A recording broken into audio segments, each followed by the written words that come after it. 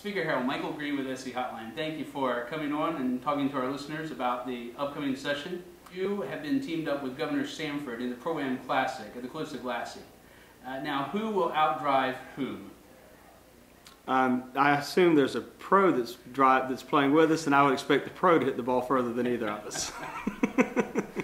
Very diplomatic question. Very diplomatic answer. Or either out of courtesy, I would certainly allow the governor to drive the ball further. Now, on to the governor's question. There has been a little bit of, I would say, disagreements in the past with the governor. And for most conservatives, it's more of a stylistic versus substance disagreement. Which would you agree with? Would it be more stylistic or more substantive disagreement? Oh, stylistic, no question. I completely agree with folks who say that. Because on the merits of the policy, there are incredible similarities between what the governor says he'd like to do and what most of us in the House Republican caucus would like to do. On tax cuts, we've passed just about all the tax cuts he's asked for. The House has, I'm talking about. In terms of welfare reform, workers' comp reform, tort reform, any restructuring of government, putting constitutional officers on the ballot. I could go right down a list of things that the governor has talked about doing that we've worked with him on the House side and tried to do. I think that what the problem is that I guess the best way I can put this is no one person has a monopoly on good ideas. A lot of people bring good ideas to the table. And I think that you've got to be willing, whether you're the governor or whether you're the legislature or whoever's in this process, everyone in this process has to be willing to listen to the ideas of other folks to figure out which of the good ideas the other folks have as well, and then try to do an overall agenda that encompasses what everybody wants to do. And it's frustrating sometimes if you feel like that's not occurring. And so I think, as I said, I think it's much more stylistic than it is substantive driven, because we supported, most of the things that the governor's asked for. I can tell you, for instance, the first year he was governor, he had a checklist of 4 items he wanted to see done. The House passed 3 of them. We brought the 4th one to a vote on the floor. That was to put parents in charge, and it lost on the floor on a floor vote. But we brought it to the floor for a vote. We literally took up all 4 items, passed 3 of them, sent them over to the Senate. I think it was either the next year or the following year, he had what he called his checklist for change. You may remember there was a list outside of his office. He actually checked them off as each legislative body took them up and passed them. The House passed 15 of the 17 items on the checklist for change. They just didn't make it through the Senate. So on the House side, I think we've tried very hard to work with the governor on agenda items. Now, I noticed you mentioned House there several different times in your answer. Yes. And the Senate... That's the body that I'm the leader of. No, that's correct. But the Senate, so the Senate is the one that you think, or that the governor would feel is impeding some of his progress. I think on agenda items, I believe if you'd ask them, they'd probably tell you that. And frankly, you don't have to ask. Go look at the agendas the governor's rolled out each of the years he's been governor, and then go look at the activity of what's occurred on that agenda in the House. What you'll find is that the House has passed the vast majority of what the governor's rolled out in an agenda every year. So what is the agenda for the House this coming year? What will be the hot topics? We're actually going to roll that out on tomorrow afternoon, I believe it is. But a few of the things that we'll be talking about that obviously folks are aware that we care about.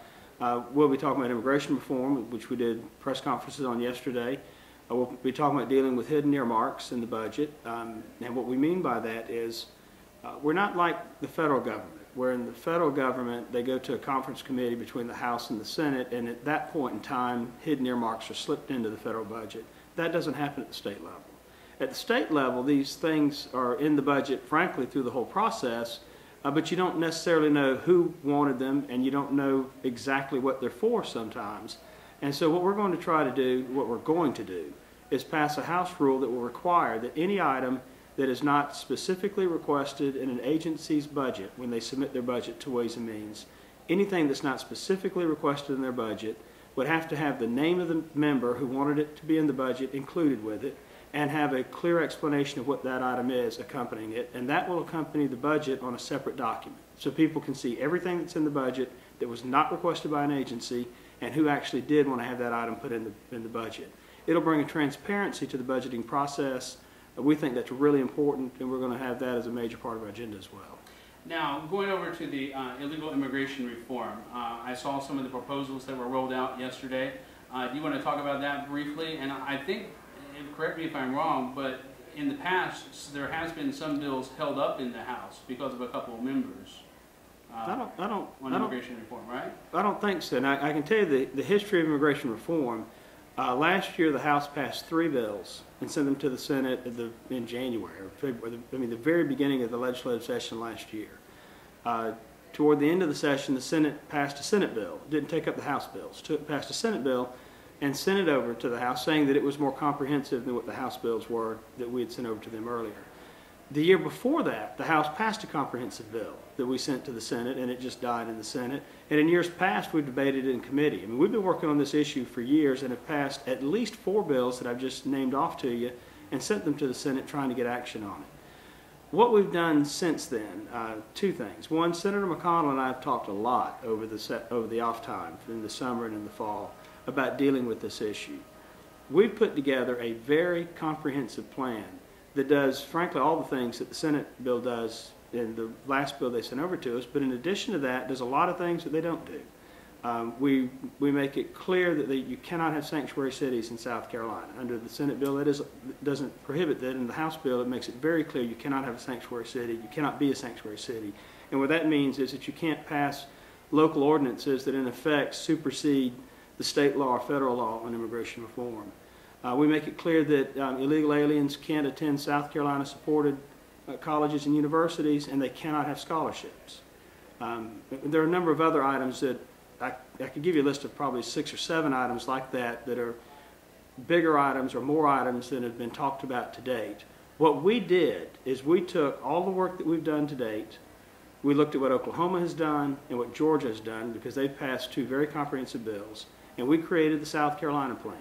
And the South Carolina plan is the most comprehensive immigration reform package that's ever been talked about in the General Assembly, and it's a pretty ambitious task, but we plan to get it out of the House within a month, hopefully within a month, certainly within a month or so, and get it on over to the Senate and try to get this bill dealt with this year.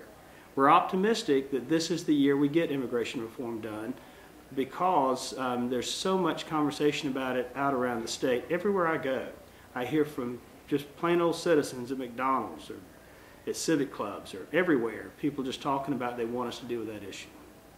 Now I'd be remiss not to ask you this, but I think you've sent out a 50,000-piece mailing statewide. You've done several public service announcements, one on DUI, one on the Manufacturers Association. You've made some indication that you might consider a bid for governor in 2010. Mm-hmm.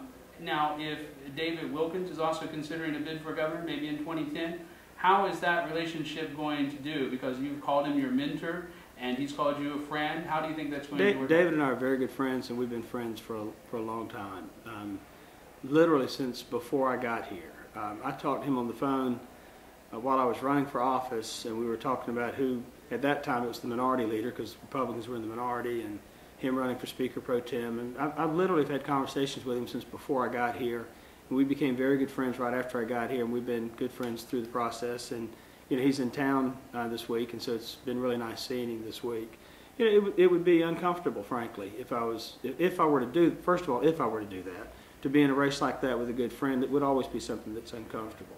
But in direct answer to your question, the Manufacturers Association asked me to do the Made in America thing because I'm the Speaker of the House, and asked me to do that. The folks who did the radio public service announcements called me and asked me to do that. I mean, I didn't solicit either of those. Those folks called me up not because of Bobby, but because of the position. If the person in this position would do those commercials and do those things.